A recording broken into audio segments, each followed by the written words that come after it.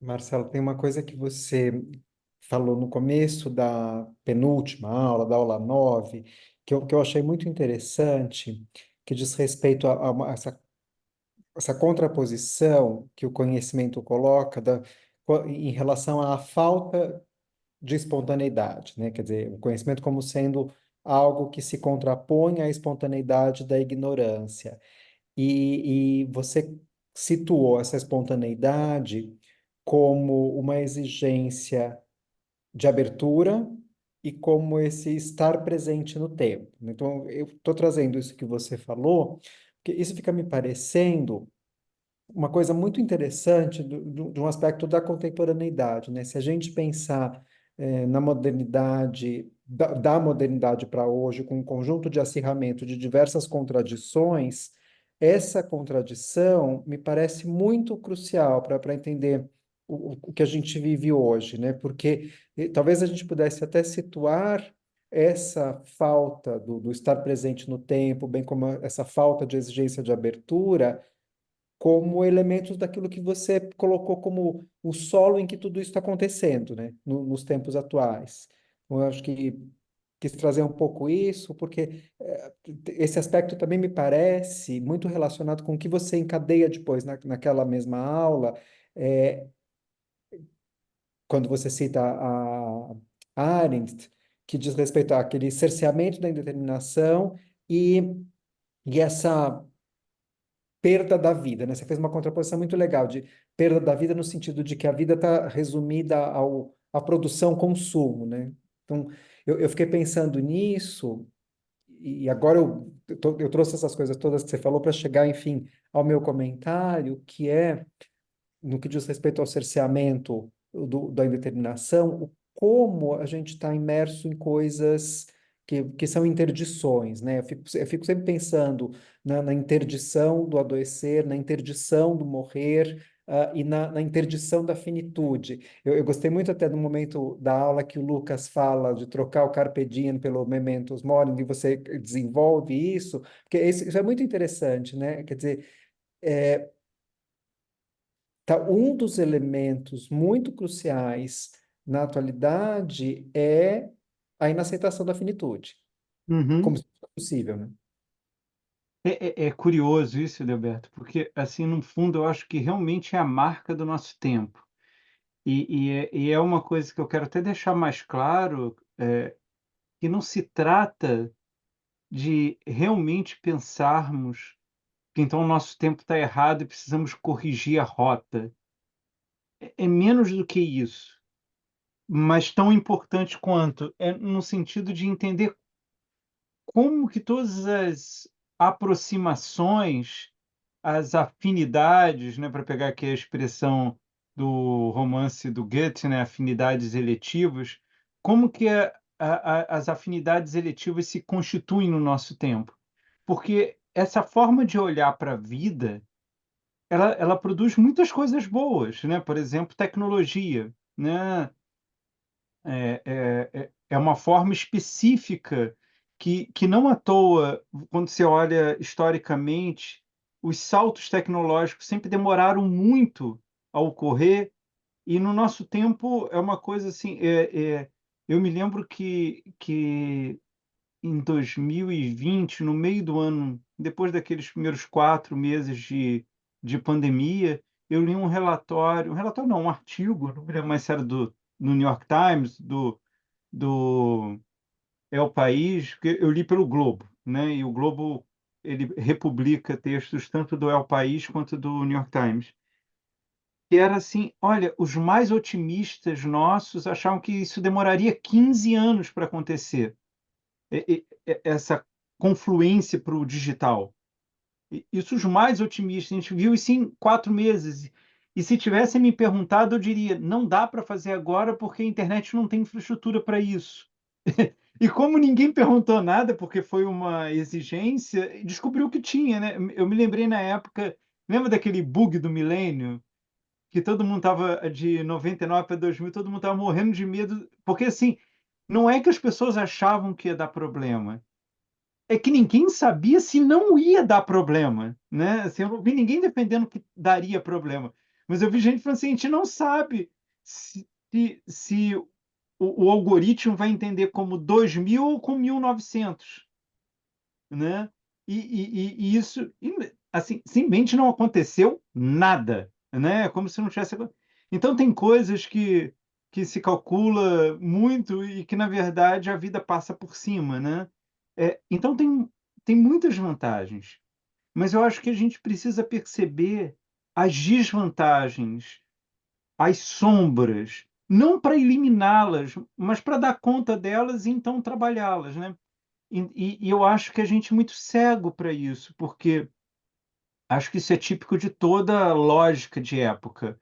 Ela se coloca como única, né? Ela não, as lógicas das épocas, elas não coabitam muito bem com outras lógicas, né? Ela tem um caráter meio de monopólio, né? E acho que na nossa época isso também é muito forte. Então, é, e eu acho que o maior problema que a gente tem na nossa época, a partir dessa tirania do conhecimento objetivo, é que nós perdemos completamente a percepção da indeterminação das coisas, da imprevisibilidade das coisas, do incalculável. Eu vou dividir com vocês. Ontem eu estava andando aqui na rua, em Copacabana, e vi dois garotos correndo, sei lá, 7, 8 anos. Até achei engraçado que há muito tempo que eu não vejo criança correndo na rua, ainda mais cidade grande, né? Mas vi.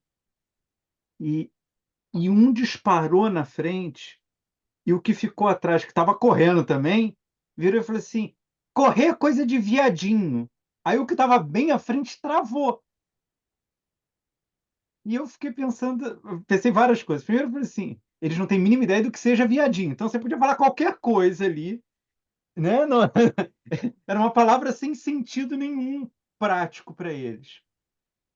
Aí depois eu tive uma reflexão moralista, que foi, pô, pelo amor de Deus, ficar usando essa expressão, que coisa, por que que não...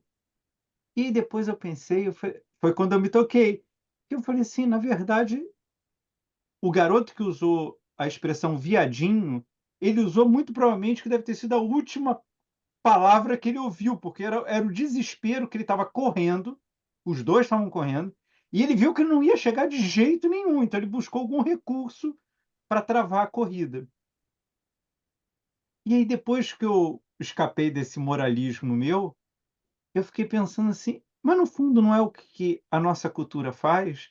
Ela coloca qualquer expressão que seja e atribui aquilo uma totalidade que a gente nem sabe o que é a coisa, né? Então, por exemplo, você vê em discussões jurídicas, ah, isso é um absurdo, que isso está ferindo completamente a noção de democracia. Aí eu sempre penso assim, mas qual democracia que eles estão falando? Assim, eu não estou nem dizendo das que a gente ainda nem experimentou, mas olhando para trás, as que a gente já viveu historicamente, né? Ele está falando da grega, ele está falando, sei lá, da renascentista, ele está falando, do iluminismo, porque é a mesma expressão, mas com sentidos muito distintos, né?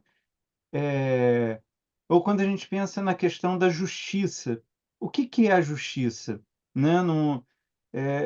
Tem um texto maravilhoso do David Hume, filósofo escocês, que a gente acha que é inglês, mas é escocês, moderno, se chama Do Padrão do Gosto, que ele vai discutir se gosto tem padrão, se a gente pode discutir gosto, né? E aí tem uma coisa que ele vai analisando, que ele fala assim, o que é caridade? Ele fala, não sei, eu desconheço uma pessoa que tenha visto uma caridade na rua, alguém que tenha encontrado uma caridade em casa, alguém que tenha... Ele falou assim, eu só conheço ser caridoso. Ser caridoso eu sei o que é. Caridade eu não sei. E ele vai trabalhando, ele vai discutindo isso, que muito tempo atrás, eu nem sei se é um texto bom que eu escrevi, eu estava saindo da graduação e indo para o mestrado, mas eu fiz um pequeno texto mesmo, deve ter 3 páginas, que eu publiquei num, num boletim que tinha na PUC, que eu chamava Hume, o alfabetizador de Nietzsche, né? Porque o Nietzsche brinca que quem educou ele foi Schopenhauer, né? Aí eu falei assim, mas o David Hume, ele tem os pressupostos anteriores ao Schopenhauer, então é meio que ele alfabetizou o Nietzsche, porque o Nietzsche vai levar isso às últimas consequências de pensar, né, toda a ideia dele de transvaloração dos valores tem a ver de que nada é fixo, né? Tudo se constitui minimamente, e aquilo tem uma efetividade, mas depois você pode dissolver as coisas.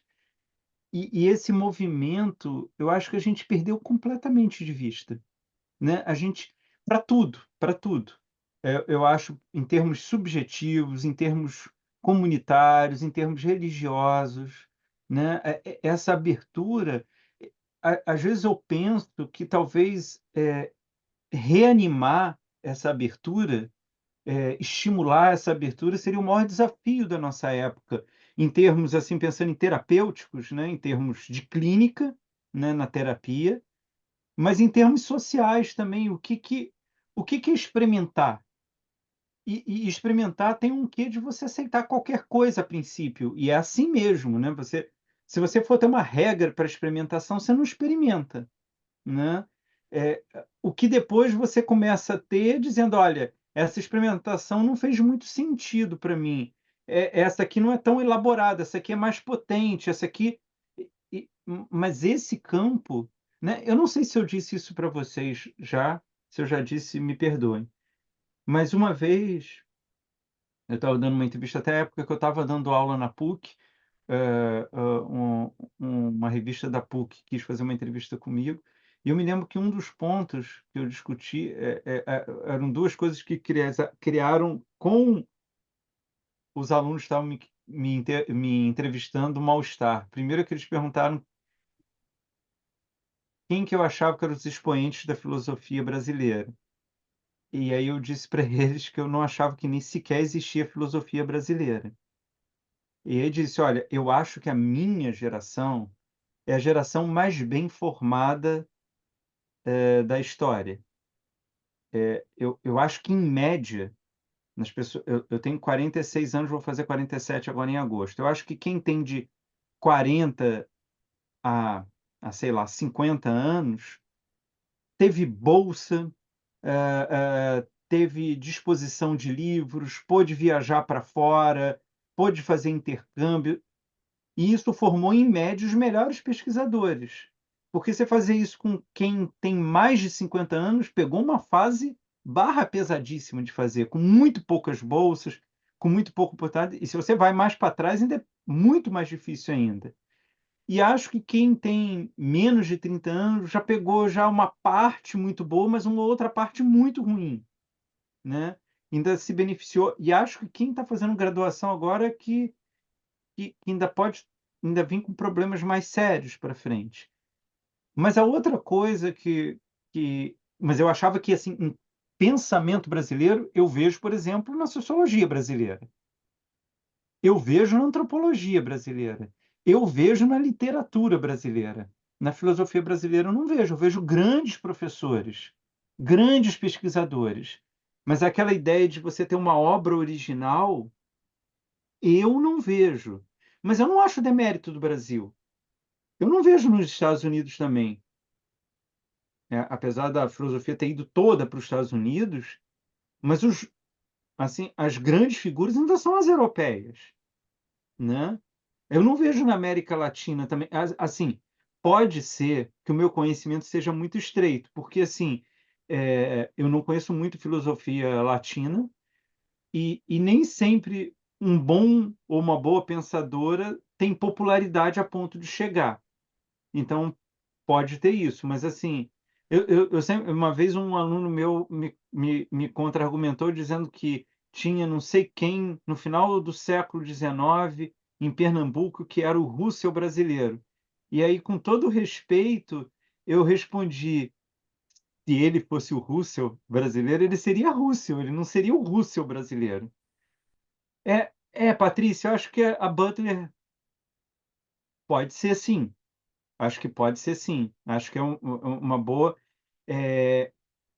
é uma boa figura, mas veja, de novo, a Butler, se você tirar a Simone e o Foucault, eu ainda não sei se sustenta, não sei, precisamos de uma perspectiva histórica ainda. Mas acho que é uma belíssima aposta, né? A Butler, eu acho que ela tá, eu acho a Butler muito mais original que a Angela Davis, por exemplo. Isso não tem nada a ver com a importância, com o tamanho. Eu estou falando só de originalidade, né? Daquilo que, se você tira aquela pessoa, se perde o pensamento ali.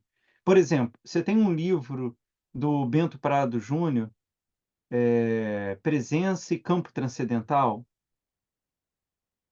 É um livro barra pesadíssimo. Assim, você fica com dor de cabeça de ler, de tão denso que ele é.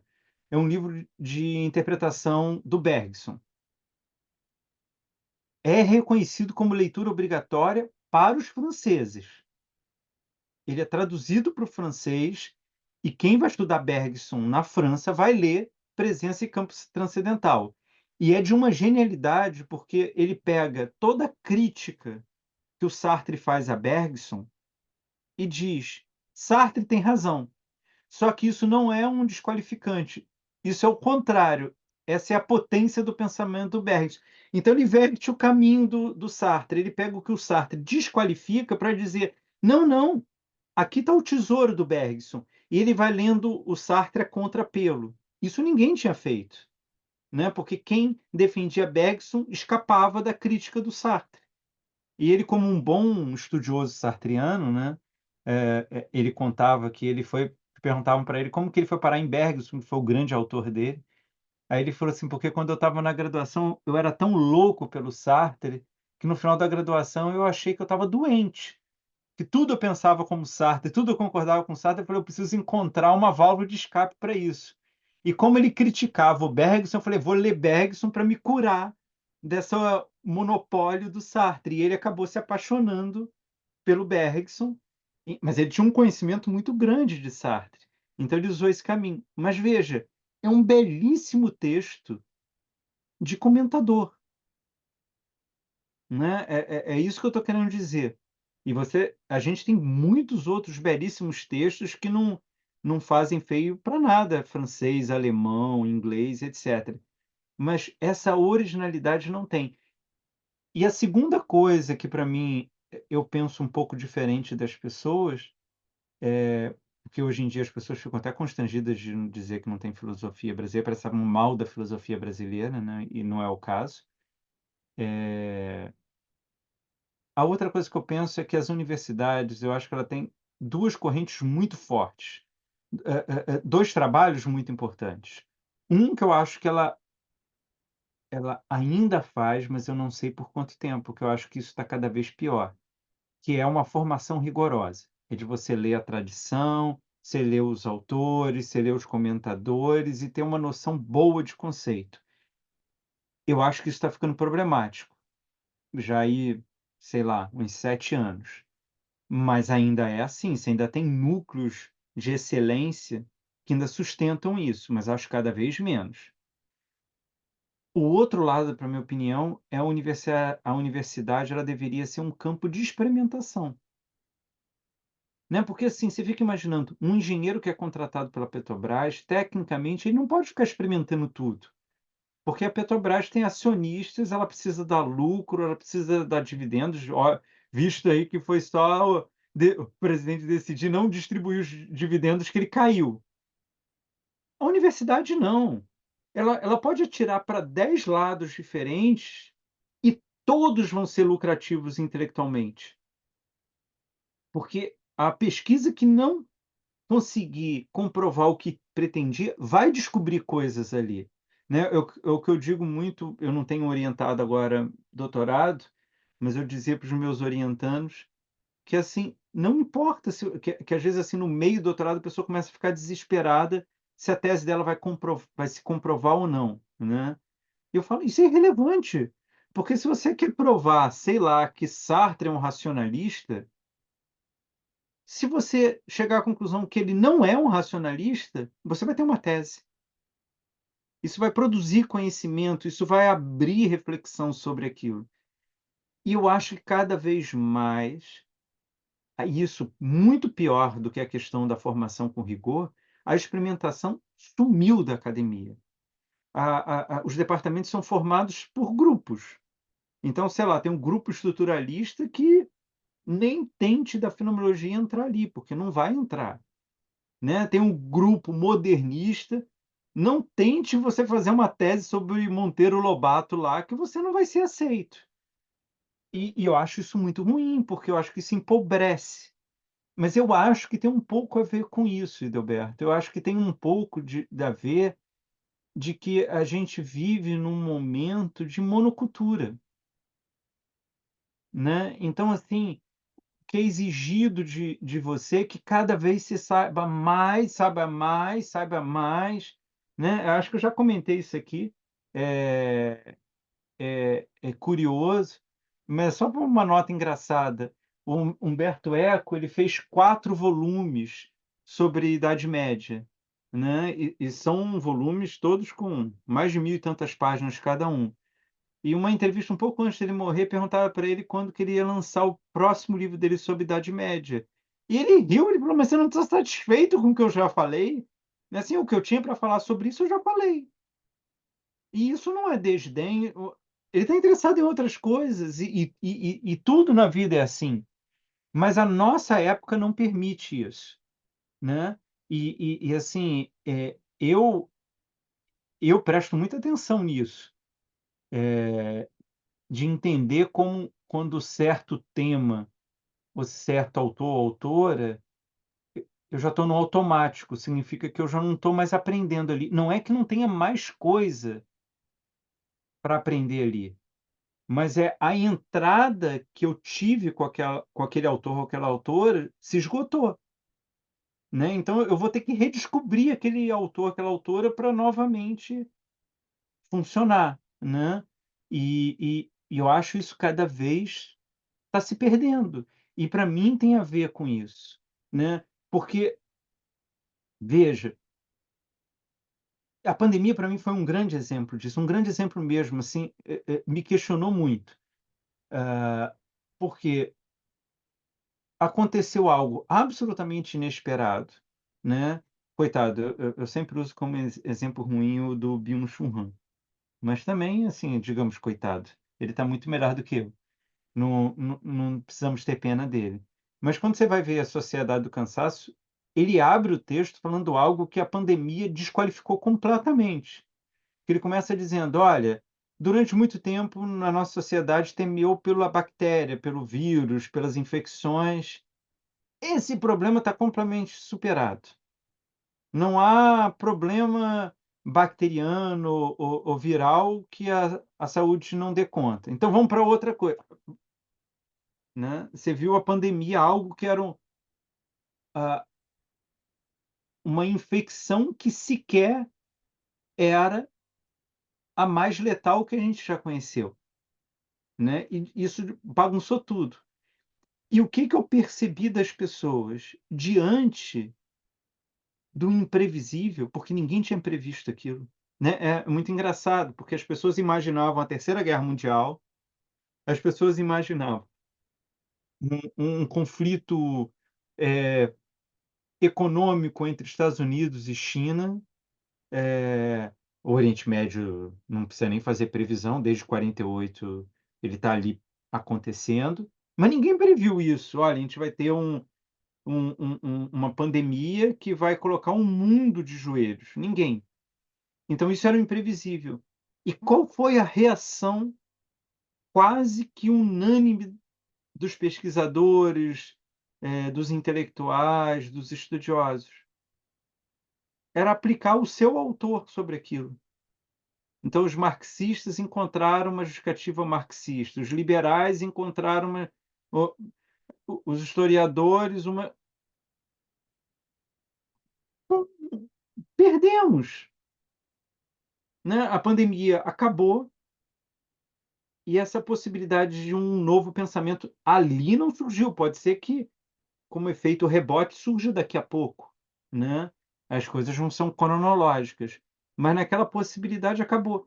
E isso é uma coisa que me interessa muito, tanto teoricamente quanto pessoalmente, esse risco da gente perder a contemporaneidade, que é a única coisa que a gente tem, né? E se a gente não conseguir refletir sobre o nosso próprio tempo, o que que nos resta, né? Quer dizer, é justamente porque não temos nenhuma determinação em nada que a única coisa que devemos fazer é refletir sobre o nosso tempo. E eu acho que a nossa cultura, ela é extremamente refratária a isso, mas extremamente refratária, né? E acho até dos movimentos que tensionam ela, né? Se a gente for pensar os movimentos identitários, por exemplo, que são movimentos que estão questionando a cultura, a sociedade, de fato estão, mas eles estão mais buscando uma assimilação, uma igualdade, do que propondo outra coisa, né? Assim, por exemplo, outro dia eu estava pensando nisso, eu gosto muito de música, e eu fiquei pensando assim, pô, não há dúvida, você pensa no rock, você tem o fenômeno mais incrível, Beatles, você tem o fenômeno mais longevo, Rolling Stones, né? Até um tempo atrás eu vi uma pesquisa que a banda que tinha mais fã-clubes era o Queen, mas sem dúvida, a a pessoa mais inquieta do rock não era nenhuma dessas pessoas, e que apesar de ter sido muito famoso, não chegou aos pés dessas pessoas, que era o David Bowie. Assim, e é engraçado, porque quando você vai ver a história do David Bowie, ele era uma pessoa obcecada em fazer sucesso, e quando finalmente ele faz sucesso, ele: "Vamos, agora não me interessa mais pelo sucesso, já fiz". E a cada trabalho dele, ele experimentava coisas novas, radicalmente novas. Algumas coisas ficavam muito boas, algumas coisas ficavam muito ruins, mas ele ia, né. E quando você olha a quantidade de gente que se diz influenciada por ele, pessoas muito diferentes, faz todo sentido, porque ele tentou muita coisa, né. E eu fico pensando o quanto nós deveríamos tentar na nossa vida o que ele tentou na música, né, de assim, veja, eu não estou falando, saltar sem rede de segurança não, mas é quando tem insegurança se arriscar. É nesse sentido. E a gente nem quando a gente tem insegurança a gente arrisca, né, fica uma coisa assim, meio a expressão do Nietzsche, né, é o espírito do rebanho, né, da manada, né. É um pouco disso, Edelberto.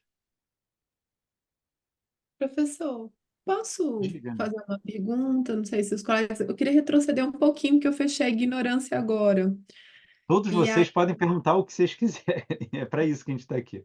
Vamos lá. aí eu fiquei. É uma reflexão, enfim. Eu trabalho na área de gestão de pessoas, né, de carreiras. E aí eu fiquei pensando, não sei nem se é possível fazer esse desdobramento desse processo da ignorância dentro desse contexto dessa construção de subjetividade, pensar na ignorância no âmbito mais coletivo, por exemplo, no âmbito institucional, Uhum, né? Que a partir do momento que eu permito a existência da ignorância, e aí pensando dentro da área de gestão de pessoas, dos perfis, né? Eu possibilitaria, de fato, tentar reconhecer a singularidade de cada um. Ao contrário disso, qual o movimento que se tem na área? E assim, é uma partilha e um pedido de ajuda também para o grupo, né? Se cria a gestão por competências, que você identifica o perfil necessário para o órgão, para a empresa, você já deixa tudo delimitado, é de fato assim, essa busca desse conhecimento objetivo, e as pessoas são vistas a partir daquilo lá. uhum, E aí eu fiquei super incomodada, desde o início eu sempre fiquei incomodada com essa forma. Se por um lado eu entendo a necessidade de dar uma satisfação ao cidadão, né, do investimento público em relação ao órgão, mas por outro lado, não, a gente não consegue de fato conhecer algumas potencialidades que podem surgir dentro do órgão e que poderiam ser muito bem aplicadas e revertidas para um ganho social, exatamente por estar tudo enquadrado. Não sei, Uhum. eu fiquei com essa tensão, sabe assim? Eu falei, gente, se a gente conseguisse trabalhar de uma forma institucional, com a segurança da ignorância, talvez a gente pudesse desenvolver mais essas singularidades dentro do trabalho. Mas aí acho que eu estou misturando um monte de temas, mas fiquei com isso. Assim, eu acabei dando um salto para o mundo organizacional, mas. Eu acho, Nales, que é a dificuldade. O mundo corporativo é engraçado porque ele funciona de uma forma curiosa, porque ele é muito mais restritivo do que o espaço governamental, mas se você produzir resultado, você tem carta branca para fazer o que você quiser, né? Então é uma coisa mais esquizofrênica em relação a isso, porque é uma obsessão pelo resultado, né? Então, outro dia eu estava vendo um empresário brasileiro que ele disse que ele perguntava para as pessoas qual era, aonde elas se viam daqui a 10 anos. E ele disse assim que toda pessoa que dizia para ele assim: "Poxa, eu me vejo aqui, nessa empresa que eu estou querendo entrar, porque o meu sonho é chegar aqui, eu cheguei aonde eu queria". Ele disse: "Eu não contrato essa pessoa, porque ela já está satisfeita com o que ela quer. Eu, como dono da empresa, não estou satisfeito, eu quero alguém que me empurre para frente ou que venha junto comigo". E aí eu fiquei pensando, você veja que percepção limitada desse dono da empresa, porque o sonho da pessoa estar ali não quer dizer que ela não queira fazer mais nada. Quer dizer que ela reconhece o valor de estar ali, né. Mas como tudo na nossa época é calculativo, isso é imensurável, né. A alegria de você estar no lugar, isso não pode ser calculado. Então o que que você faz? Você pergunta assim: a "O que que a sua alegria vai produzir para mim?". Aí eu consigo calcular. Né. Eu não sei se você conhece, que é um autor já mais antigo, mas ele ainda é vivo, é o Ricardo Sandler. Ele é um empresário famoso, eh, de São Paulo, muito rico, de uma família muito rica, e ele ali nos anos 80, naquelas crises econômicas, tudo, ele foi nomeado pela família para ser o que na época não se tinha esse nome, mas o CEO da família. E a família tinha vários negócios. E ele impôs uma regra. Ele começou como presidente da família lá, começou a dar muito lucro, e aí ele procurou a família e falou: "Ó, mas eu não quero mais continuar assim, de duas uma, ou eu fico com a metade de tudo, e vocês ficam com a outra metade, porque eu que vou organizar isso aqui tudo, ou tudo bem, vocês me pagam a minha parte e eu vou construir o meu do zero". E a família preferiu que ele ficasse com a metade, porque ele estava fazendo tudo muito crescer. E e ele tinha umas regras, eu esqueci o nome do livro dele, mas acho que é Não Tem Sexta-feira, é alguma coisa assim o livro dele, né. Deixa eu ver se eu acho aqui na Amazon, só para dizer que ele tem mais de um livro. Eh, Ricardo Stenler. Virando a própria mesa. É que eu acho que em inglês que tem esse negócio que não tem sexta-feira, virando a própria mesa. E uma das regras que ele criou, assim que ele assumiu, é: tudo é decidido por votação. Aí os diretores dele falaram assim: "Isso vai dar errado". Ele falou assim: "Essa regra eu não abro mão". Aí na hora que ia fazer o uniforme da fábrica, ele foi falar com os funcionários, falou: "Olha, a gente vai fazer novos uniformes, tudo, vocês querem alguma mudança, tudo? Ah, não suportamos esse uniforme cinza chumbo". Aí ele Fala, ok, mas que cor que vocês querem? Ah, não sei. Cada um começou a falar, vamos fazer uma votação, a cor que ganhou. Eu não me lembro qual cor que ganhou, mas tipo, sei lá, verde, amarelo, que era uma coisa que eles falavam assim, fica tudo muito fechado, é horrível, uma cor. Aí escolheram. Aí o diretor não vai dar certo, ele falou assim, não importa, eles votaram, eles escolheram. Deu uma semana, os funcionários foram reclamar. Primeiro que não suportavam mais aquele negócio gritante. E segundo, que era um inferno, porque eles tinham que lavar o macacão todo dia, porque a sujeira ficava aparecendo muito. Aí o Ricardo disse: paciência, até a hora de chegar a trocar, vocês que escolheram. E aí eles ficaram, e depois teve uma nova votação, ganhou o cinza chumbo. O que que ele disse? Ele disse que ele foi questionado pelo diretor, dizendo: tá vendo que você errou? Ele falou assim: não, eu acertei. Eles descobriram que eu banco a decisão deles, mas que depois que eles decidirem, quem banca é eles. Né? Outra coisa que ele contava também, só das coisas que deram errado, que estava começando a ter computadores, década de 80. E aí avisaram para ele que ia ser muito bom. Aí acho que foi uma decisão dele. Ele chegou e comprou computadores para tudo. A produtividade foi lá para baixo. E ele falou: não estou entendendo o que está acontecendo. E ele descobriu que antes, sei lá, um setor precisava da assinatura do outro, o cara levantava, ia lá na sala, pegava a assinatura e a coisa continuava. Com o computador, ele mandava um comunicado pelo sistema, só quando o outro olhasse o sistema, porque você imagina, não é que nem hoje que a gente trabalha no computador, né? O computador ficava do lado, tipo máquina de escrever. Então, aí ele falou assim: vamos vender tudo e voltar ao sistema antigo. Não, não, não tá... Então, assim, o que que eu estou querendo dizer?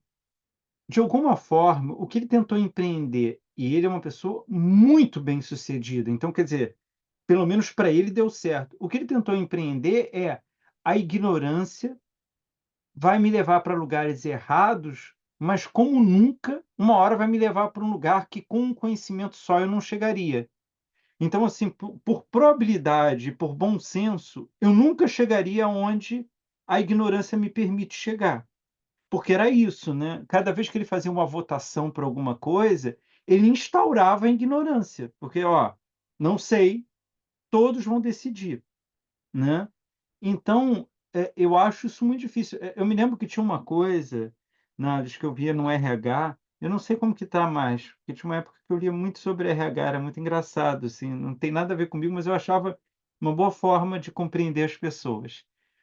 Que era uma coisa assim que os consultores diziam que um funcionário moderno, desejado, ele tinha que ter duas qualidades.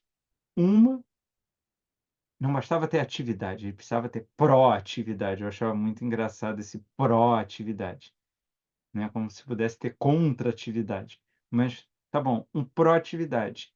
E depois ele tinha que respeitar a cadeia de gerência da sua empresa. Eu falava assim, mas uma coisa ou outra.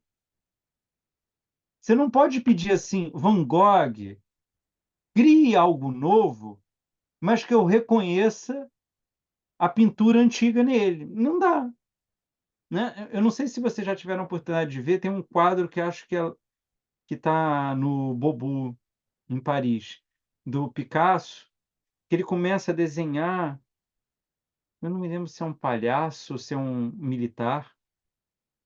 Ele começa a desenhar e metade do desenho é absolutamente realista, o desenho. E a outra metade da pessoa, ele vai experimentando. Parece assim, parecia, quando eu vi, parece o Picasso brincando, sabe? Tipo, olha, se eu quisesse ser realista, eu tenho técnica para isso, mas não me interessa.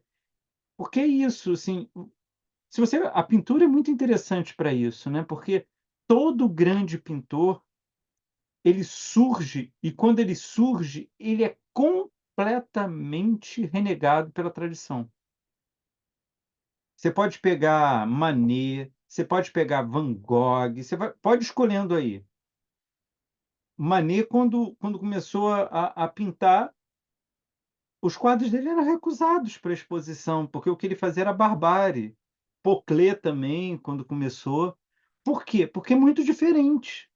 Então, quando você olha, você não identifica ali os traços que, dentro de um olhar metódico, você reconhece a excelência, né?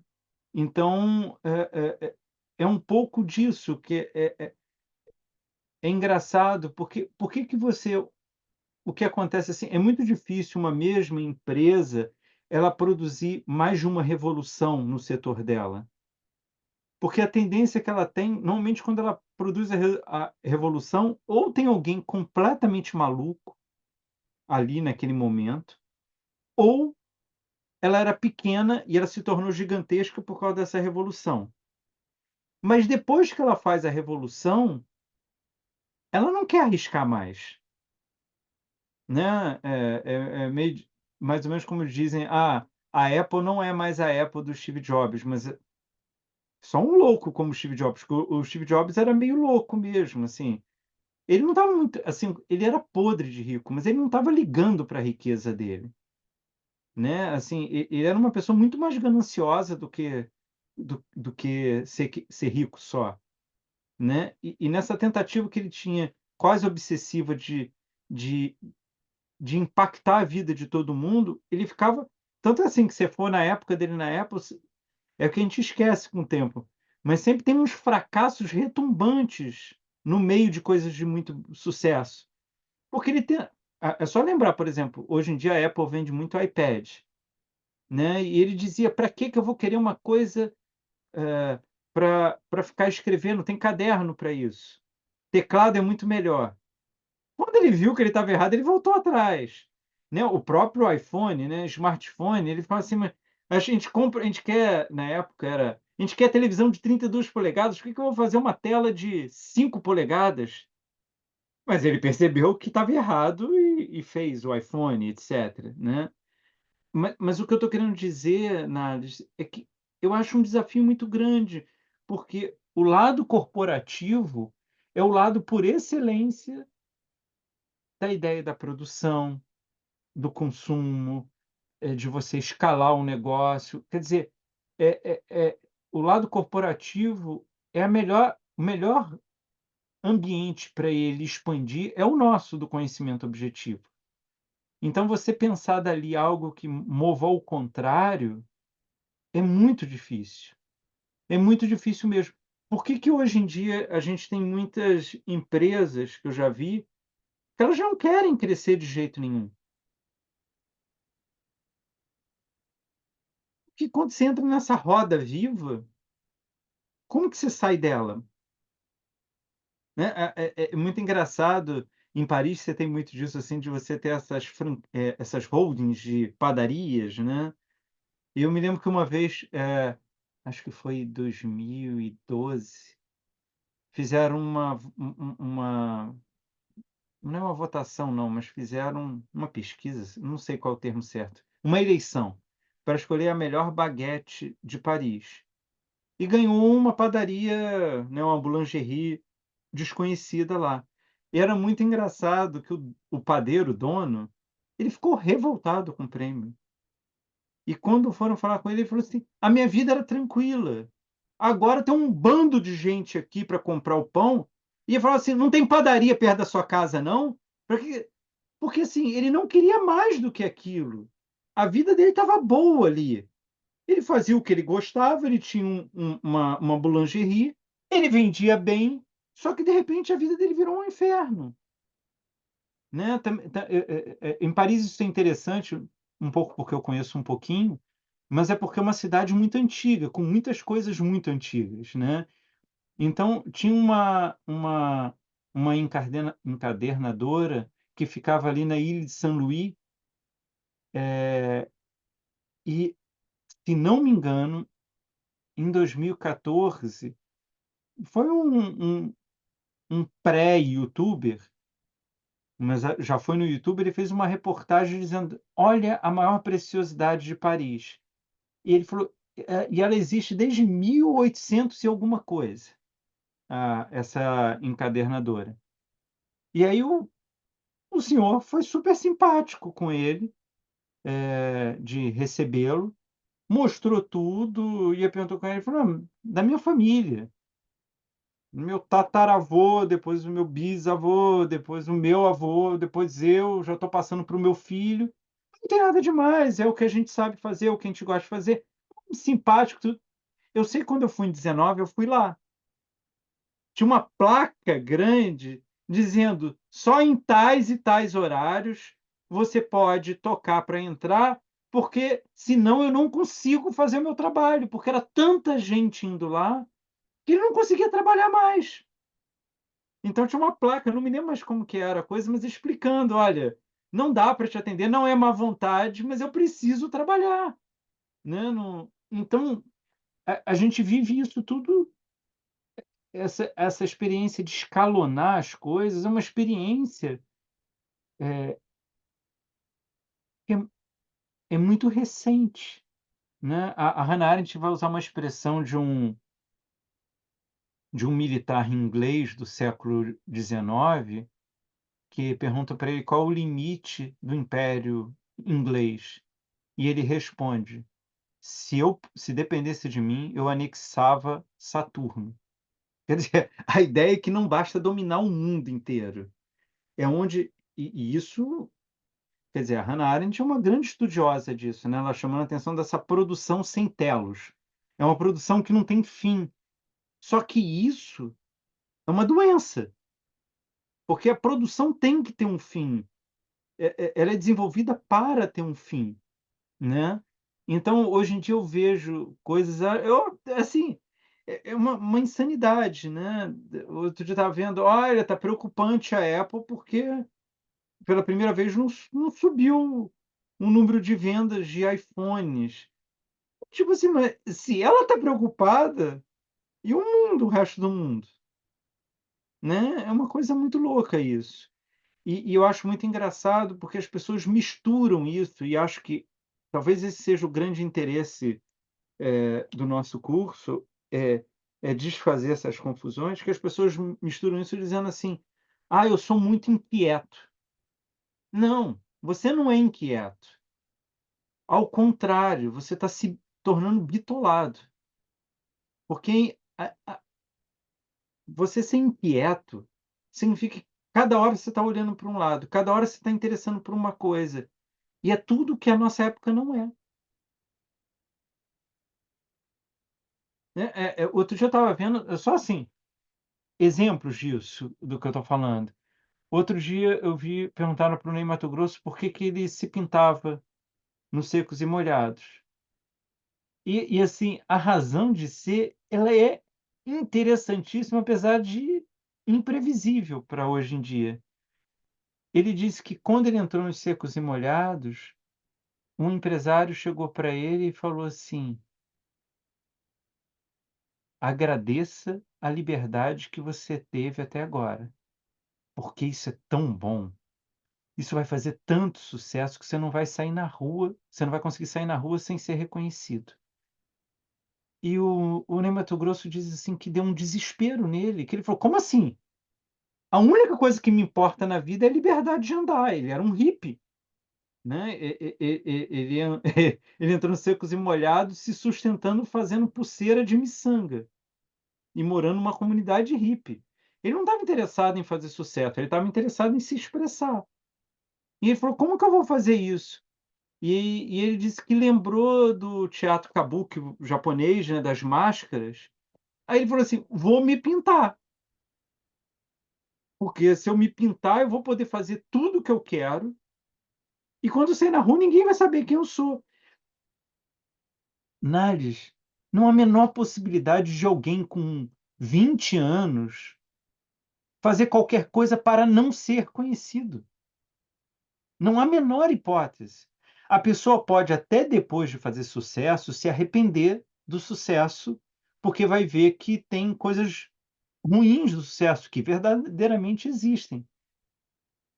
Mas hoje em dia você vai falar: "Olha, você pode escolher, você pode ganhar muito dinheiro, você pode fazer muito, ser muito reconhecido nessa área, mas sem sucesso nenhum. Ou Ninguém vai escolher esse lado. Não, e professor, só um parênteses. Saiu uns dados sobre saúde mental e está acontecendo o contrário, digamos assim, com o que aconteceu com o Mato Grosso, né? As meninas que usam muito o filtro do Instagram, só conheço o Instagram, ainda não quis entrar no TikTok. Tem o filtro, né? Em vez de você aparecer com a cara, aparece maquiado, com cílios. Aumentou a demanda por cirurgia plástica em adolescentes de 15 anos para elas ficarem igual um filtro. Olha que interessante, né? É um movimento contrário do. Não, é assustador isso, né? Porque você está numa dimensão onde, e acho que esse é o perigo, que nós, seres humanos, como seres relacionais, a nossa realidade se transforma conforme as relações que a gente constitui, né? Um tempo atrás eu esqueci o termo disso, que eu nunca vi ninguém mais falar, que estava tendo um acontecimento, principalmente nos Estados Unidos, eu esqueci um nome disso, que as pessoas passavam a trabalhar lentamente. Algum tipo slow working, alguma coisa assim. E isso estava sendo atacado, porque diziam assim: "Ah, isso digamos assim, a preguiça", como se fossem pessoas preguiçosas. "Ah, isso tem a ver com esses movimentos aí de esquerda que querem sabotar o negócio", que ao meu ver, quando eu lia relatos, e a pessoa dizia assim: "Eu não vejo propósito no que eu faço". Aí o repórter perguntava assim: "Por que que você não pede demissão?". Aí ele falou assim: "Ah, porque eu preciso pagar as contas. E também eu não sei o que eu quero fazer". Ele não vê propósito, não é naquele emprego, ele não vê propósito. "E por que que você continua?". "Ah, porque eu estou na engrenagem, eu preciso continuar na engrenagem". Mas por que que você também diz que não é reconhecido?". "Ah, porque não importa, se eu faço muito, se eu faço pouco, a coisa funciona do mesmo jeito. Ninguém olha para mim". E aí eu fiquei pensando nisso, que não é uma preguiça, porque preguiça é mais ou menos aquilo, sabe a música do Tim Maia, "Eu só quero sossego"? Aquilo é preguiça. É tipo, minha vida parada é uma delícia. O cara tem propósito, o propósito dele, né, tem uma entrevista maravilhosa do Zeca Pagodinho, né, que pergunta assim: "O que que você menos gosta de fazer na vida?". "O que eu menos gosto de fazer é trabalhar", né. "E o que que você gostaria de não fazer?". "Ah, eu gostaria de não trabalhar". "Mas você trabalha muito?". Ele falou: "Também acho, trabalho muito. Mas por mim eu ficava parado, conversando, tomando cerveja. Se dependesse de eu faria isso o dia inteiro, eu não me canso de fazer isso. Então mas assim, tem que me empurrar, porque se não me empurrar eu não vou". E aí ele conta como no começo da carreira dele, ele se sabotava, ele faltava show para a pessoa não chamar mais ele, ele criava confusão. Ele começou a pedir muito dinheiro para o show, para a pessoa dizer não, aí pagava. Ele começou a pedir pouco para ver se a pessoa desconfiava. Na De repente ele percebeu, olha que coisa interessante, de repente ele percebeu que ele não era só ele, que tinha várias pessoas de músicos que só se sustentavam por causa dele, que tinha muita gente da produção e aí o que ele mais percebeu, que tinha muita gente que só sobrevivia porque ele gravava música, e como ele faz muito sucesso, a pessoa ganha dinheiro com os direitos autorais. Então eu não me lembro mais quantos discos dele, mas ele tomou decisão há décadas atrás de não gravar mais música. Perguntaram para ele: "Por que você não está compondo mais?". Ele falou: "Porque eu tenho dinheiro mais do que eu precisava, mas quando eu coloco a música de um compositor, ele vai reformar a casa, ele vai trocar a geladeira, fogão, então eu me sinto roubando o dinheiro das pessoas". Aí meu produtor reclamou, eu combinei com ele que então que cada disco meu tem uma música minha. O cara é compositor, ele poderia fazer os discos todos só com música dele. Entende a situação? O Zeca Pagodinho é preguiçoso, isso é preguiça. A questão é, para mim, desse movimento americano. Uma produção sem telos, ela ilide completamente qualquer propósito.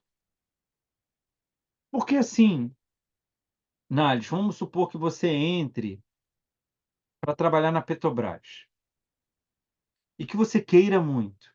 E você olha e fala assim: olha, eu acho que o petróleo é um bem nacional que a gente precisa tornar mais produtivo ainda, porque aí a gente vai poder investir mais no país, porque já que o maior acionista é o governo.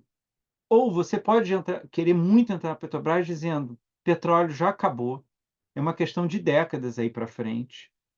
Então, mas vamos aproveitar essa riqueza para desenvolver outras tecnologias que não dependam de combustível fóssil. Nenhuma dessas duas visões tem espaço na Petrobras hoje em dia. Porque quando chegar no final do trimestre, não importa quem seja o ou a presidente da Petrobras, vai ser cobrado do lucro que teve. A gente teve a prova com essa dos dividendos. Pergunta se a Apple divide dividendos todas as vezes.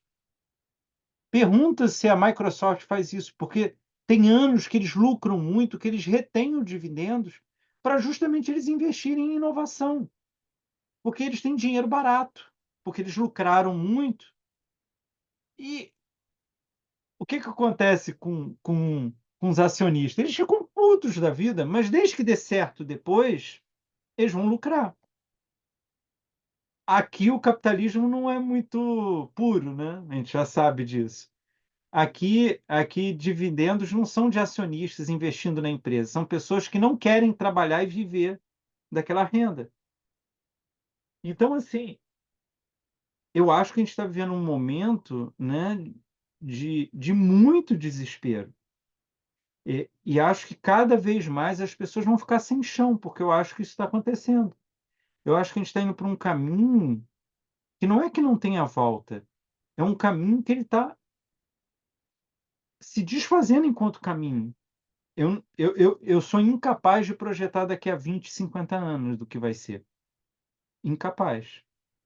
Né? Eu me lembrei hoje de uma música do Bob Dylan dos anos 60, que era uma música revolucionária, porque ele estava dizendo com todo aquele movimento racial, das Panteras Negras, eh, e dos direitos civis, tudo da mudança, né, dos tempos, né? Que é meio que uma casadinha, né? O Blowing the Wind, né? E a outra é The Times They Are Changing, né? Que ele diz: ó, as coisas estão mudando, não importa quem você seja, vai mudar e não resista, porque não tem como represar isso.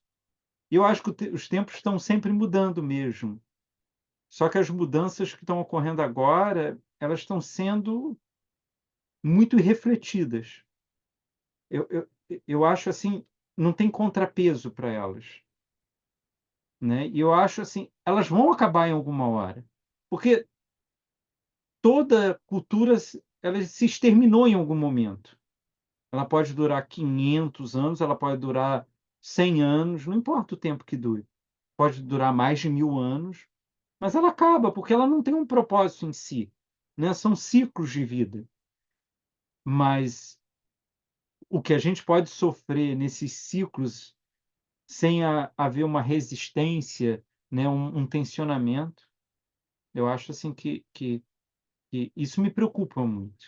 E é engraçado porque me preocupa, porque eu não acredito numa intervenção direta. Eu não acho que dê para a gente se mobilizar aqui, todo mundo que concorde, fundarmos um partido ou uma organização civil e militar para isso. Eu acho que as coisas são passíveis de mudança. Vou te passar, Patrícia. As coisas são passíveis de mudança num certo despertar, né? Por isso que eu gosto tanto desse texto lá da ignorância do Sócrates, né? Do papel do Sócrates, do texto do Platão, né? O primeiro Alcebíades, que é essa possibilidade de que se você estremece a subjetividade, isso tem um efeito de onda, né? As coisas vão se transformando. Patrícia.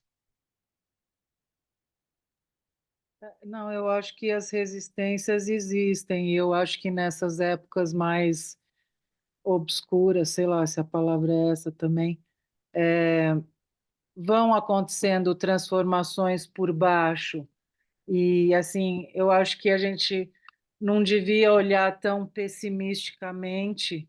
Eu sou super, mas eu acho que a gente deveria. é, Tem É coisa sua aí. recomendação para o próximo, né? Tá bom, vai.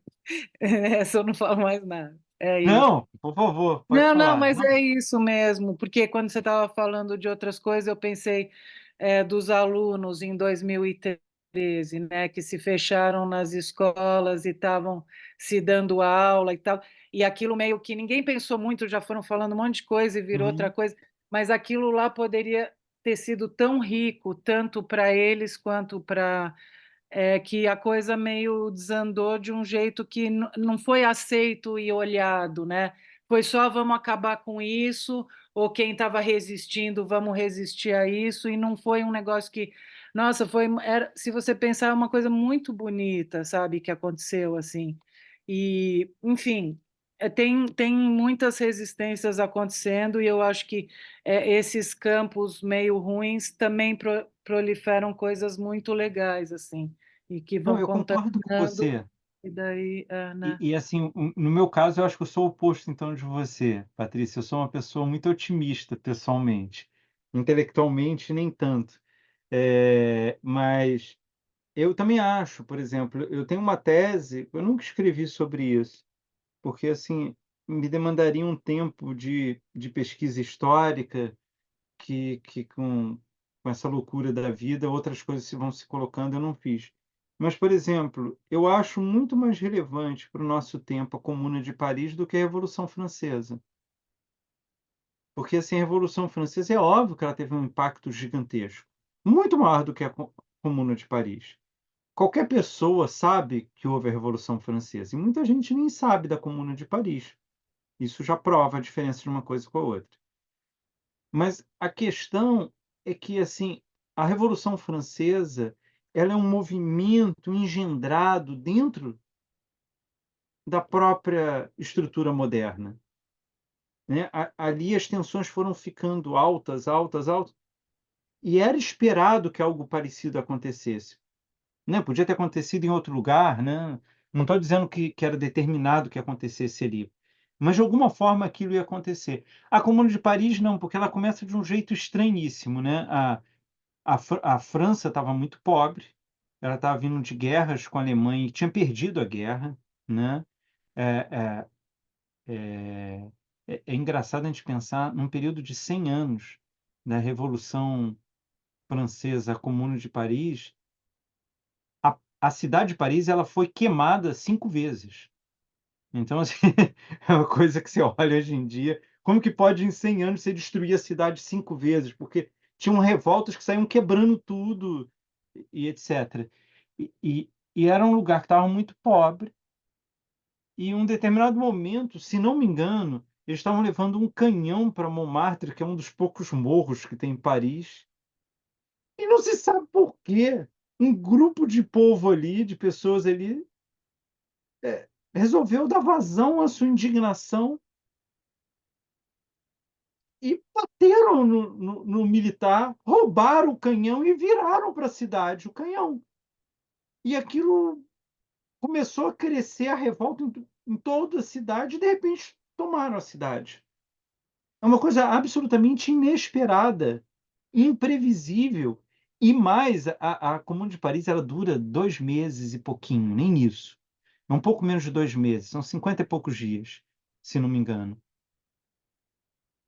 E é curioso que nesse tempo não se conseguiu descobrir qual era a doutrina da Comuna de Paris, porque você tinha marxistas ali. Marx ficou todo interessado com o movimento, achando, será que é aqui que vai sair a revolução do proletariado? Você tinha anarquistas, você tinha monarquistas, né? Você precisa lembrar que tinha acabado a monarquia. E você tinha republicanos. e nenhuma corrente conseguiu se impor à outra. E tudo era discutido em grandes assembleias, e assim, um massacre que aconteceu para a retomada de Paris é uma coisa assim, sem precedência. E era muito engraçado, porque claramente a classe dominante tinha ódio daquela revolta, porque era uma revolta literalmente popular. Claro, você tinha figuras extremamente sofisticadas como o Courbet, né, o pintor Courbet, da Origem do Mundo, e que, assim, depois que acabou com o Mundo de Paris, o ateliê dele foi saqueado, as obras dele foram destruídas, ele foi preso, depois ele foi expulso, assim, ele comeu o pão que o diabo amassou. Mas ele era um entusiasta da Comuna de Paris e não um, um governante da Comuna de Paris. E esse ódio foi tão grande, a, a mortandade foi tão desnecessária, que conta-se que quando a cidade foi retomada, houve fome provocada pela falta de pães, porque não tinha padeiros em Paris, porque eles tinham sido mortos. Então, assim, tem vários relatos de grupos que achavam a bandeira branca, se entregavam e eram assassinados. Porque não era ganhar a guerra, não era retomar a cidade. Era um ódio. Como que o povo se revoltou contra a elite? Então, assim, eu concordo com você, essas coisas acontecem. Mas o que eu vejo, Patrícia, o que me preocupa, mas isso pode mudar. Mas o que eu vejo é que a nossa arena pública está cada vez menor. Então, a possibilidade lá da ocupação dos secundaristas, disso chegar como uma provocação para a política, está cada vez menor. Porque isso acontece, e eu me lembro, os debates eram muito comoventes na época, porque eu me lembro uma vez de uma professora que me virou e falou assim: se a gente apostasse, era ali que a gente imaginaria que não sairia nada, porque eram de escolas públicas, com professores completamente eh, limitados no seu trabalho, desmotivados, e foram os alunos que se apaixonaram pelo pensar. Não foram os professores. Claro, tinham professores que eles amavam, mas que eu digo assim, os professores contavam, eles querem mais, eles me cobram mais. Quando o normal é o contrário, né? O professor ou a professora fica instigando o aluno, vamos lá, né? Vamos... Isso não, foi o contrário.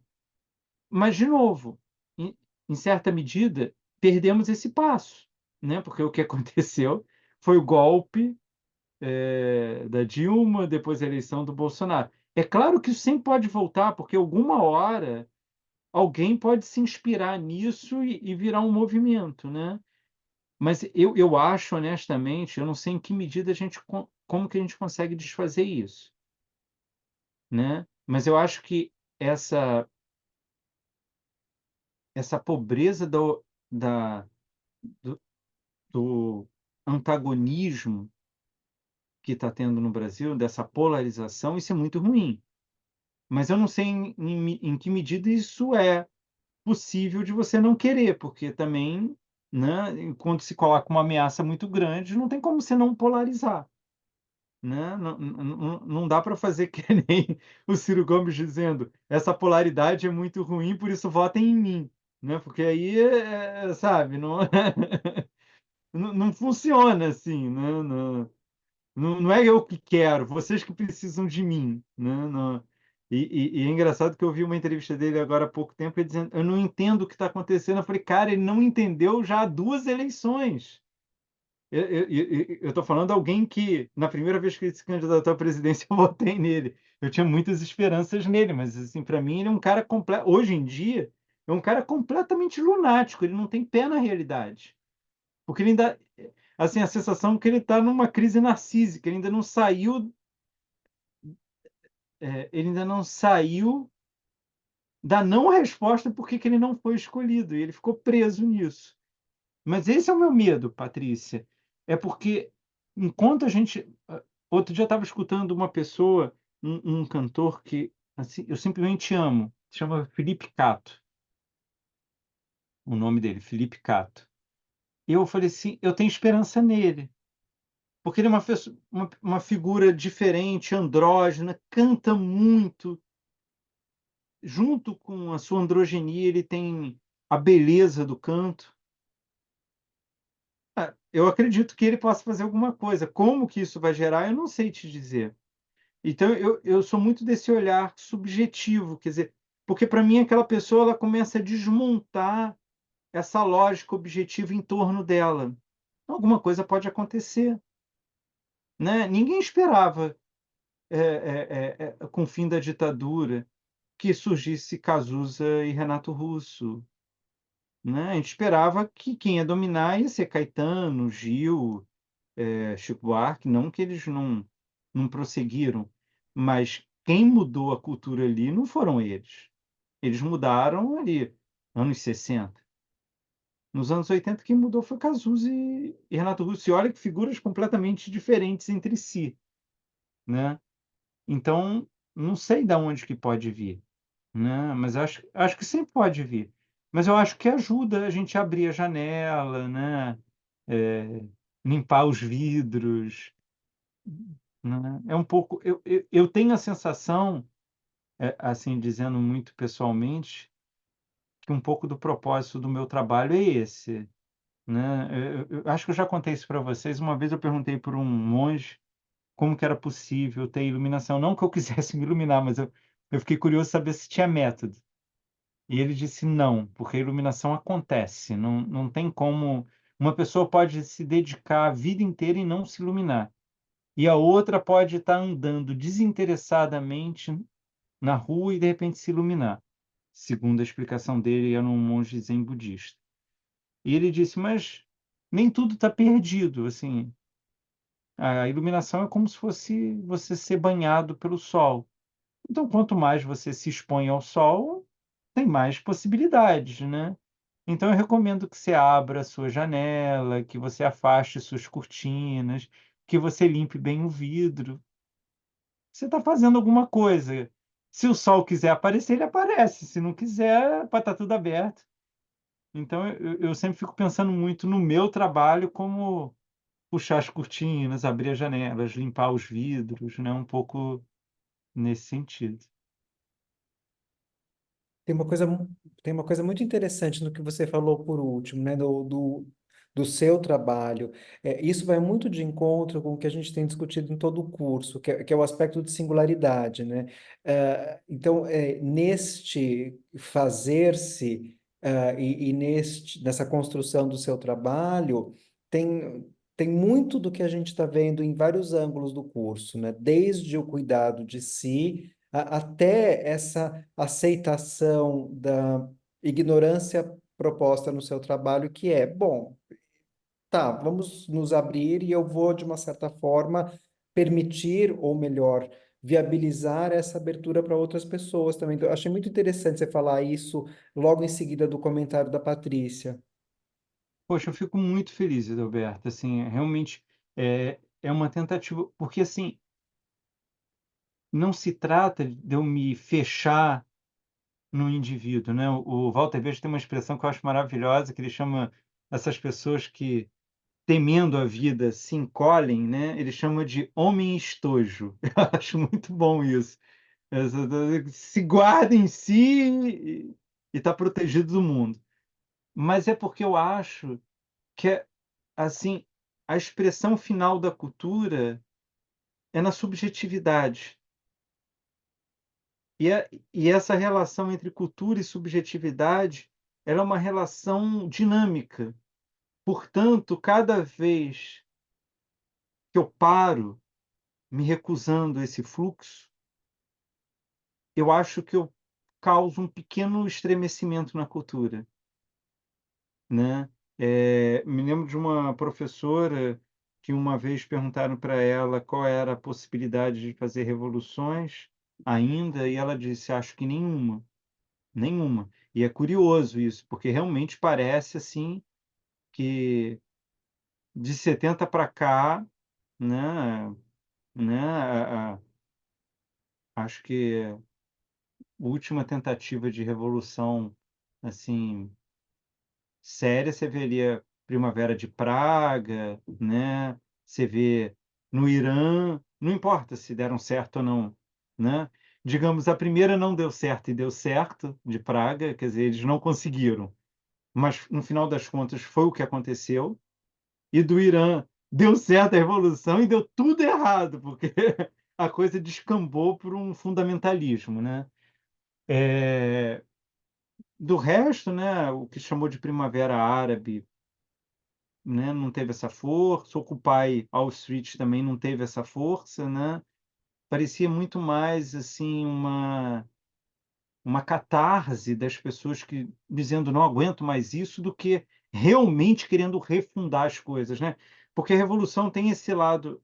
O Kant diz que se a gente tivesse ideia do que seria a revolução, ninguém faria revolução, porque a revolução sempre cobra muito mais caro do que qualquer pessoa está disposta a pagar.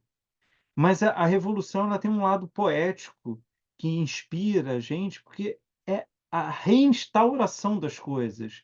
É como se você pudesse começar do novo, e isso é muito sedutor, né? Eu não vejo na Primavera Árabe ou no Occupy Wall Street o querer começar do o novo, né? Recomeçar as coisas. As pessoas não querem mais, mas nem sabem o que querem, né? Então, e essa professora disse que talvez a única. É engraçado que depois eu contei para a professora que eu fiquei muito impactado com isso, ela não lembrava de ter falado isso, é engraçado isso, né? Ela falou, Marcelo, isso é seu. Eu falei, não é, foi você que disse. Eu nunca disse isso, mas acredita em mim, foi ela que disse, não fui eu. Mas eu que dei importância ao que ela disse. É, ela disse, talvez a última revolução que no- nos seja possível seja da leitura, porque o nosso tempo ele já não contempla mais a leitura, né? Tanto que esse papo que tem de o conhecimento transforma as coisas, o conhecimento objetivo, né? Se você se tiver uma informação privilegiada do que vai acontecer na economia amanhã, você pode ficar trilhardário. Tem um, tem uma história que eu gosto muito, eu não vou me lembrar do nome, mas na quebra da Bolsa de 29 nos Estados Unidos, um, um grande corretor, ele grande mesmo, ele ia fazer um movimento onde ele estava se alavancando, né? Quer dizer, alavancando é você faz uma aposta que se der errado você não tem como pagar. O que, que dizem que isso não pode fazer é o que o mercado financeiro faz todo dia. Por isso que quando tem uma mudança no mercado financeiro muito grande, um monte de gente se suicida porque simplesmente ela não tem como pagar aquilo. E ele estava se alavancando, mas quando ele entre o que ele vendeu tudo e ele comprar o que ele queria comprar,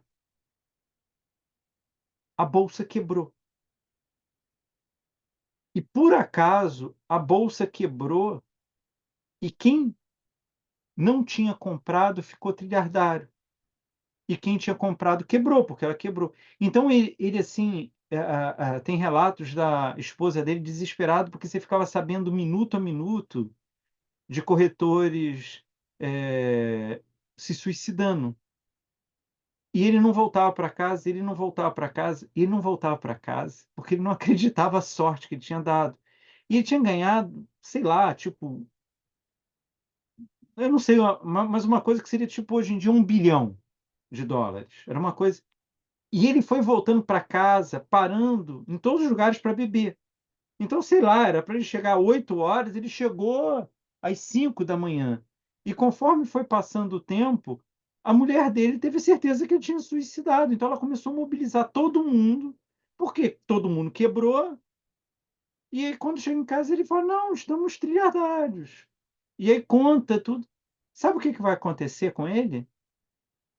3 anos depois, ele se suicida. Porque ele chega à conclusão que ele é iluminado, que qualquer coisa que ele faça está certo. Porque todo mundo perdeu, só ele que ganhou. E ele começa a se arriscar em tudo. e ele começa em 3 anos ele torra todo o dinheiro dele e ele não suporta o fracasso dele e se mata. E eu acho esse exemplo fabuloso, porque esse é o exemplo do oposto do cuidado de si. Porque é o calculativo que tem um livro francês que fez muito sucesso ali no começo dos anos 2000, acho, 98, 2000 e pouco, que se chama Como Me Tornei Estúpido, que é um livrinho, vale a pena ler, é muito interessante para quem gosta de filosofia, então, que ele tem várias referências filosóficas brincando, que basicamente o cara vai trabalhar de favor numa financeira e ele derruba o café em cima do teclado e daquilo dá um curto que faz com que ele movimente eu esqueci o nome que você dá disso, né? Bolsas, as carteiras. E ele tem um lucro absurdo, e aí o dono da corretora quer transformar ele em presidente, ele vira um gênio. E, e é engraçado, tem uma cena que eu acho muito engraçado, que os amigos antigos dele, porque ele era um cara todo intelectual, tudo, e quando ele fala, pelo amor de Deus, como eu perdi tempo de ficar estudando tudo, é só derrubar café, é só fazer qualquer coisa. Esses amigos, uma hora, sequestram ele, amarram ele e começam a ler meditações metafísicas do Descartes para ele, para ver se recupera a alma dele. Mas é isso, essa ideia de que não importa o que você está fazendo, o negócio é você ir cada vez mais, arriscar mais, é escrever mais, é mais sucesso, é mais, é mais, é mais, é mais. Eu juro para vocês que eu estava pensando numa coisa, apesar de que eu uso o Instagram de outra forma, né? Para mim, Instagram, eu trato ele como se fosse profissional, então eu só publico vídeos que têm a ver com o meu trabalho, coisas que têm relacionadas. Mas eu já fiquei pensando, e de alguma forma eu dependo dele, porque é onde eu dou publicidade para fazer os cursos. Mas eu já pensei que eu falei, se eu não precisasse ter um público novo a cada vez, de não ter conta na internet. Assim, eu acho que eu uso muito pouco a internet, mas eu acho que mesmo assim eu teria uma crise de abstinência, porque uma coisa é usar pouco, outra coisa é não ter. Mas não é nem achando que está melhor. Porque, assim, eu acho que a realidade se faz com as redes sociais, assim, não tem como. Mas qual a experiência de você estar, sei lá, durante um mês radicalmente fora do jogo, né? Do que é. Eu juro para vocês que eu pensei assim, porque é uma experiência que, se você não depende da internet, dá para você fazer com uma certa segurança, né? E voltar. O que você perdeu da vida nesse um mês? Mas é o oposto, porque o cuidado de si, ele tem a ver de você dar conta dessa sua relação consigo mesmo, que produz uma relação com as outras pessoas.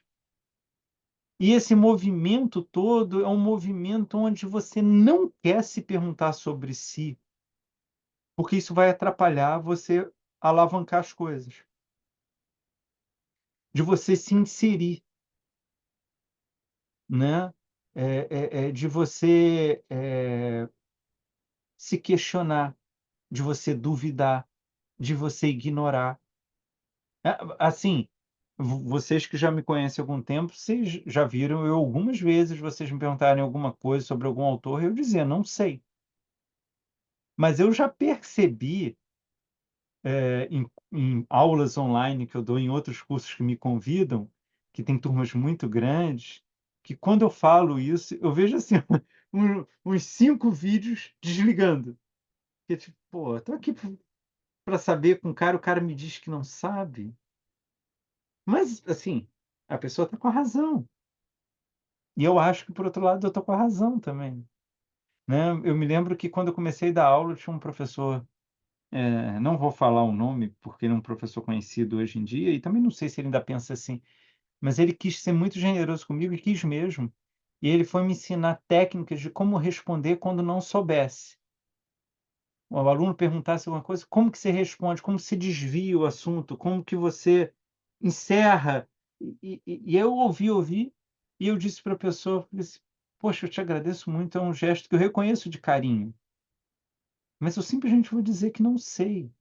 E ele falou, pô, mas isso pode fechar portas para você. Eu falei, não, eu sei, eu temo, quando eu falo não sei, eu temo.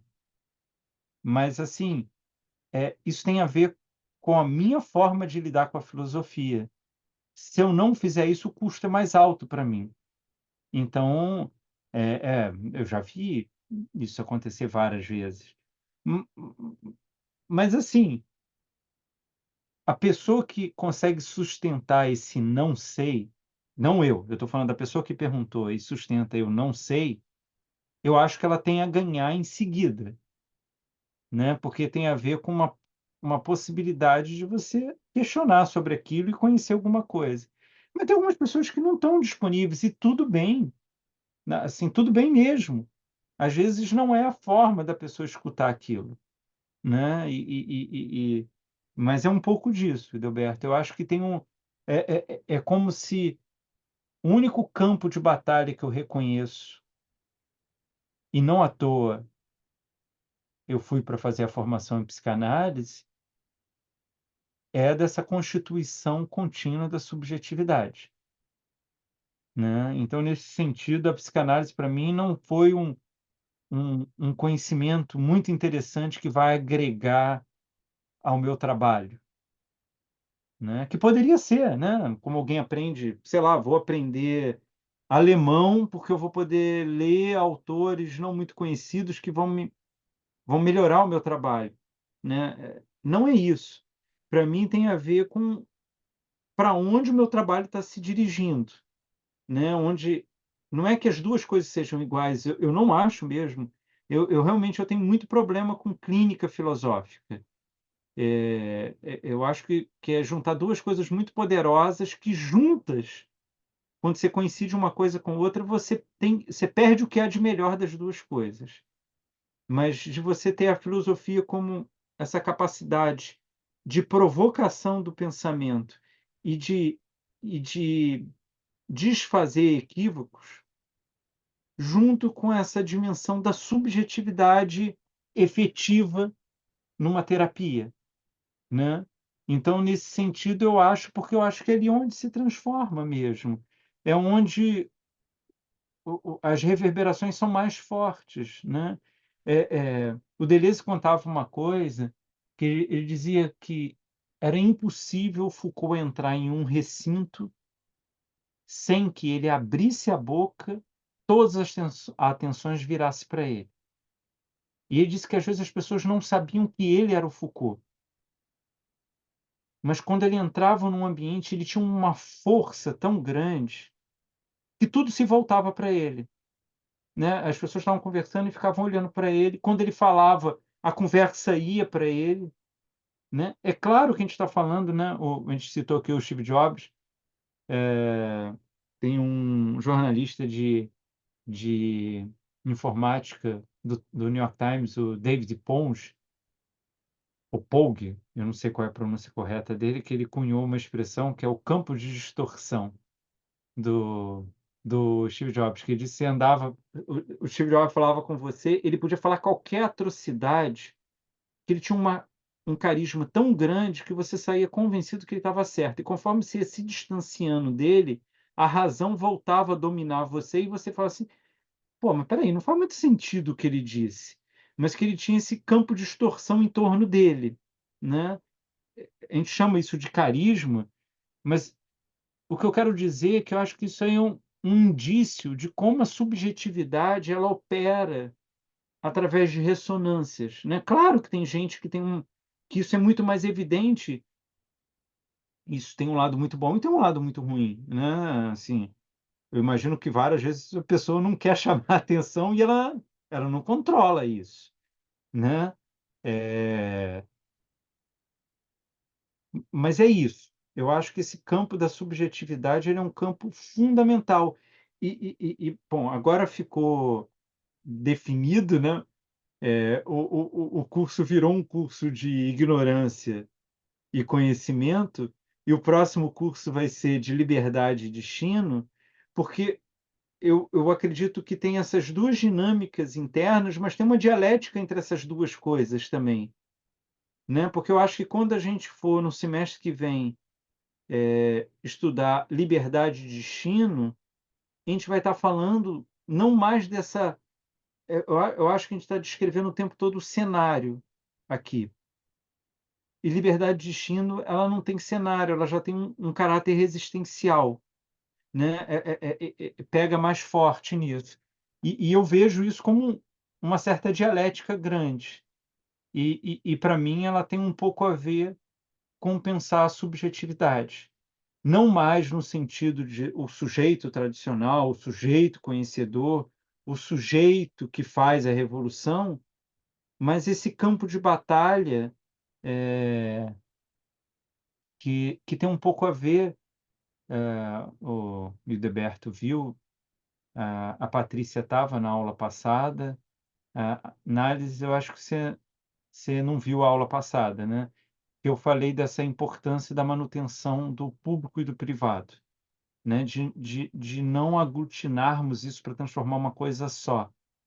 Porque eu acho que dentro da subjetividade, essa dinâmica está o tempo todo operando, né? A gente não consegue se dissolver no público e o público não consegue interditar o privado. E eu acho que é onde isso funciona melhor é na subjetividade. E nesse sentido, Patrícia, é a minha esperança. A minha esperança é que cada vez que surge uma pessoa interessante, as coisas podem mudar. Mas é preciso ter ressonância disso. Às vezes não acontece agora, né? A gente está falando de autores há muito tempo mortos. Então, eles têm uma ressonância aqui, né? E podem ter outras, né? Sei lá, a tragédia grega ática ganhou a sua expressão melhor no final do século XIX com Nietzsche, a reflexão sobre ela, né? E sofreram os séculos que não tiveram essa experiência antes. Nós já fomos beneficiados por essa experiência, né? E acho que sempre tem essa possibilidade, né? O Foucault dizia que ele era otimista pelo simples fato que as coisas mudam, né? O Didier Eribon brinca que é um otimismo muito estranho do Foucault, né? Ele não acha que as coisas vão melhorar, ele só acha que com certeza as coisas vão mudar. E se com certeza as coisas vão mudar, quem sabe pode ser para melhor, né? É uma esperança frágil, mas ela é consistente, né? Porque vai mudar. Então é um pouco disso que eu acho.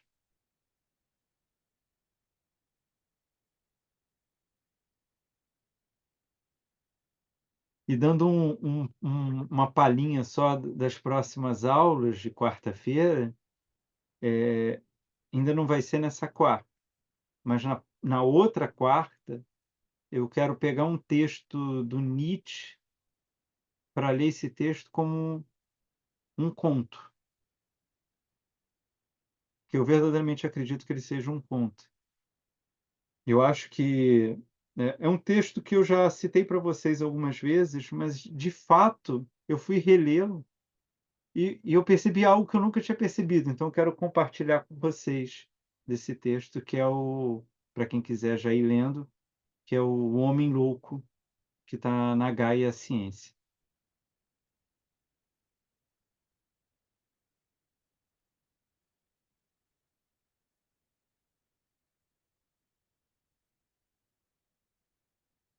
Mas é isso, então. Alguém quer comentar mais alguma coisa? Eu quero comentar mais uma coisinha, assim. Nas últimas aulas, conforme você foi colocando as coisas relacionadas ao conhecimento, eu estou muito na cabeça com um texto, um livro da Isabel Stangers, A Invenção das Ciências Modernas, que eu acho que é um texto que dialoga muito com essas questões que você tem colocado, sobretudo Sim. porque ela parte muito de uma crítica a esse ideal de objetividade da ciência, né? Não sei se a Patrícia e a Análise conhecem esse texto, mas onde ela coloca justamente o fato, até o título do livro já é muito interessante, né? A invenção das ciências modernas, e isso advém do fato dela considerar que as ciências, elas também são um discurso um discurso, dentre Uhum. outros.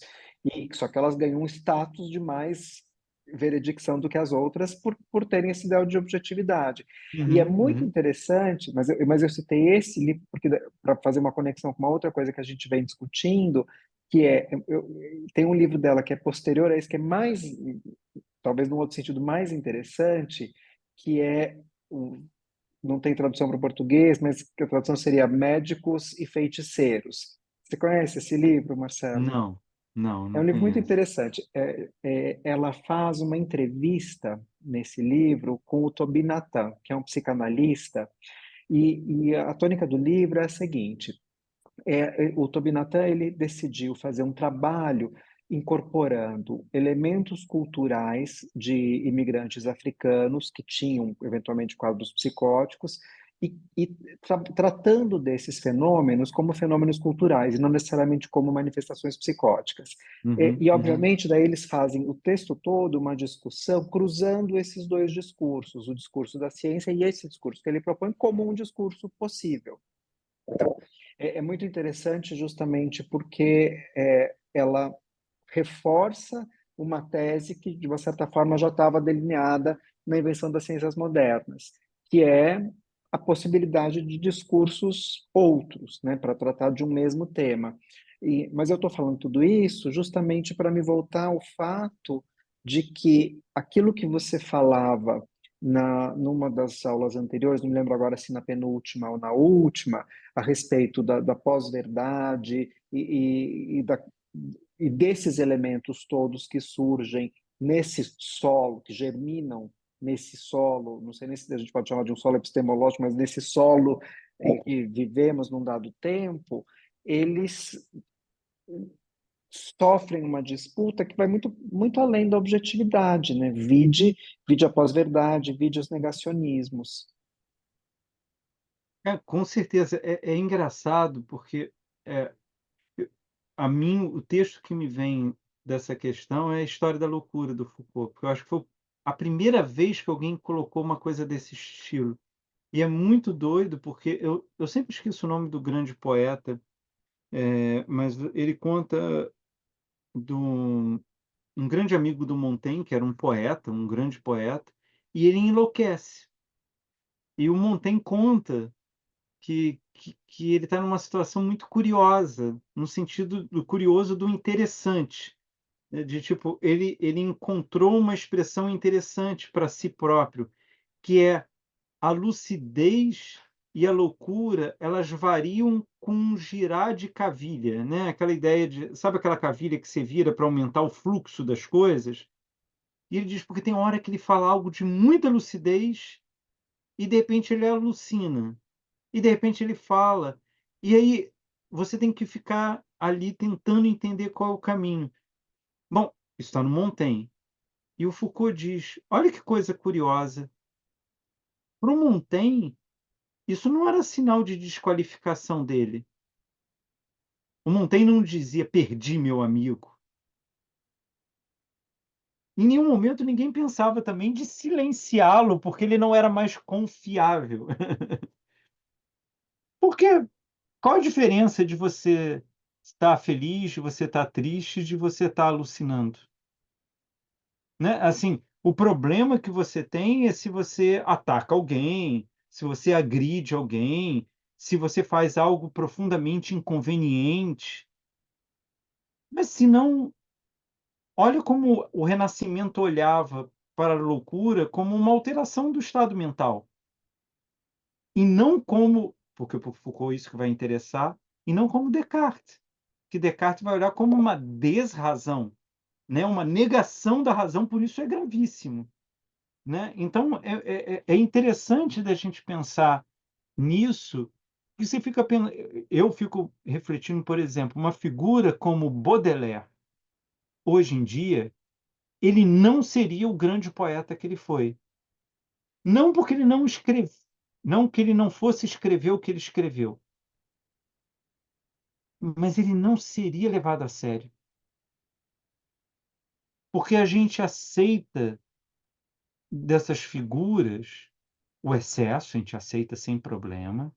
A gente aceita que ele seja questionador, a gente aceita até que ele tenha manias, né? Aquela coisa do Michael Jackson, etc. e tal. Mas ele tem que ser produtivo, né? A prova que o Michael Jackson podia ser o que foi, que hoje em dia ele ganha mais dinheiro do que quando ele estava vivo. Claro que tem um pouco dessa. É engraçado, Edilberto, que você começou a falar logo no comecinho do nosso encontro e a gente acabou nem indo para isso, que é a questão da morte, como mudou no nosso tempo, né? Mas é claro que a morte gera um interesse muito mórbido, com perdão da palavra, e também, claro, que tem a ver com que não tem mais o Michael Jackson para ficar queimando dinheiro, né? Porque ele queimava dinheiro. Mas olha que coisa estranha. Depois, eu não sei se vocês tiveram a oportunidade de ver aquele documentário dele do Living Neverland.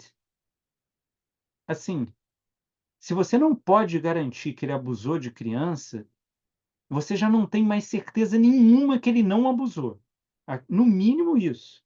Você fala assim, pode até ser que ele não tenha abusado, mas garantir que ele não abusou, eu não posso mais afirmar isso. Isso não teve nenhum impacto na reprodução da música dele. Eu não estou dizendo que deveria ter.